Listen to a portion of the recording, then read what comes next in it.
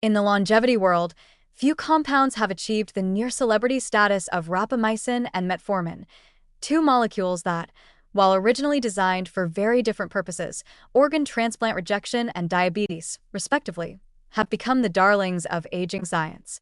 They earned their place by consistently extending lifespan and improving health span across species, mostly by nudging the body away from unchecked growth and into repair, efficiency, and metabolic resilience.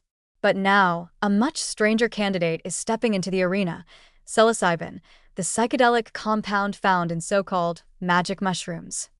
At first glance, it seems like a biochemical outsider, more at home in a therapy room than a geroscience lab. But dig deeper, and you'll find surprising overlaps in the molecular pathways of aging, with psilocybin potentially acting as a new kind of modulator in the complex symphony of longevity. First, let's revisit the classics. Rapamycin works primarily through inhibition of mTOR, mechanistic target of rapamycin, a nutrient-sensing pathway that tells cells when to grow and when to conserve. When nutrients are abundant, mTOR promotes growth, protein synthesis, and cell proliferation. But in the context of aging, overactive mTOR is a problem. It leads to cellular hypertrophy, increased inflammation, and less time spent on autophagy, the self-cleaning mode that clears out damaged proteins and organelles. Rapamycin slows aging by suppressing mTOR, allowing cells to switch into repair mode more often. It's like telling your body to stop building skyscrapers for a while and focus on renovating the ones you already have. Metformin, by contrast, activates AMPK, AMP-activated protein kinase, another energy sensor that kicks in when cellular fuel levels drop. AMPK not only helps reduce glucose production in the liver, why it works for diabetes, but also promotes fat oxidation, mitochondrial biogenesis, and autophagy, all of which contribute to better aging outcomes. Metformin also appears to blunt inflammatory pathways and reduce oxidative stress, which helps explain its potential in cancer prevention and age-related diseases. Now here's where psilocybin enters the picture.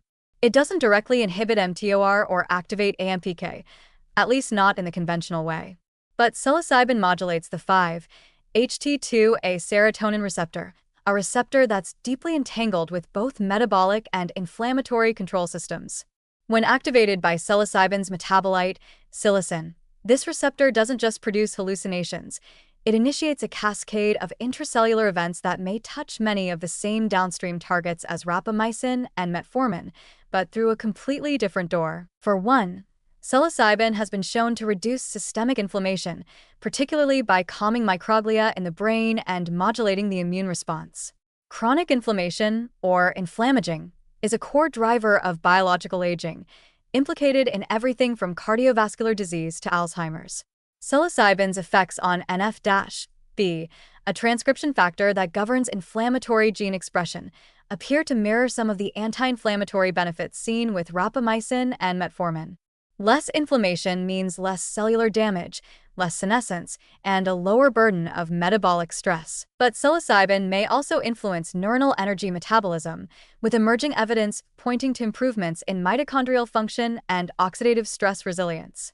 This lines up with AMPK-driven benefits, like enhanced mitochondrial turnover and reduced ROS, reactive oxygen species.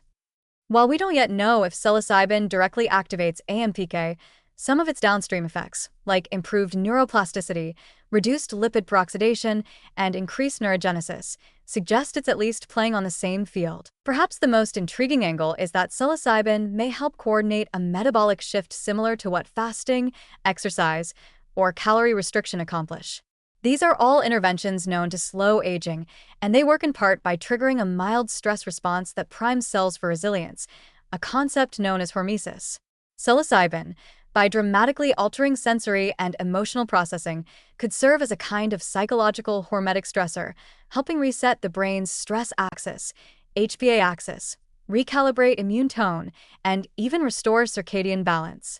These systemic effects have measurable biological consequences: lower cortisol, better heart rate variability, reduced chronic inflammation, all relevant to aging. And then there's the psychological layer, which neither rapamycin nor metformin touches.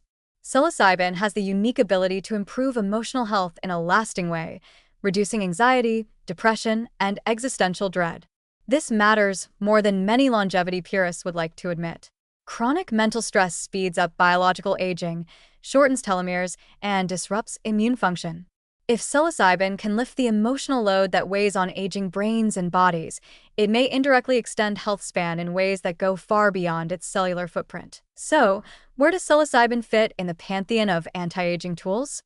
It may not be as potent a mechanistic inhibitor as rapamycin or as metabolically efficient as metformin, but it appears to modulate multiple aging pathways simultaneously: inflammation, oxidative stress, immune function, and psychological resilience. It may also synergize with other interventions, helping make the body more responsive to fasting, exercise, or even other longevity compounds. We don't yet have the long-term data in humans to say whether psilocybin can extend lifespan outright. But in terms of enhancing health span, quality of life, cognitive clarity, emotional well-being, and systemic balance, it's already a compelling candidate. A new contender, yes, but not one trying to replace the old champions. More like a third pillar in a rapidly evolving strategy for aging well: rapamycin for growth control, metformin for metabolic balance, and psilocybin for neural resilience and emotional repair. In the future, your anti-aging protocol might include a pill to slow mTOR, a tablet to activate AMPK, and a mushroom to help you remember why you wanted to live longer in the first place.